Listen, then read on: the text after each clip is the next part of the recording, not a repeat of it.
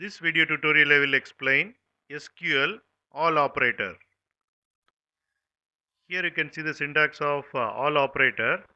Select column names from table name, where column name, then ALL Operator, then the subquery. And ALL Operator returns true if all of the subquery values meet the condition. And ALL Operator is used with where class or having class. We will see the example now.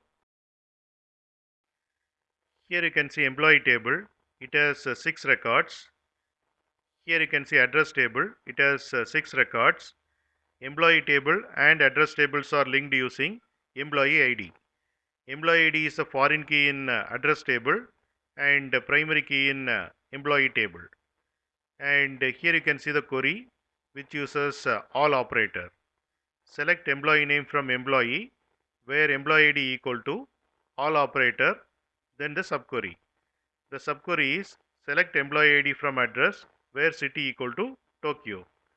With city Tokyo, one record you can see, and this query will display the corresponding employee name who belongs to the city Tokyo. And here we got the output. The employee name is Dave.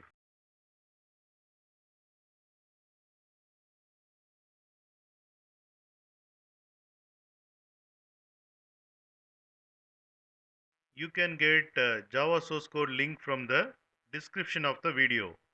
In mobile, to see the description, click on this icon. It will expand like this, and here you can see the description. It contains Java source code links. Click on these links to get the Java source code.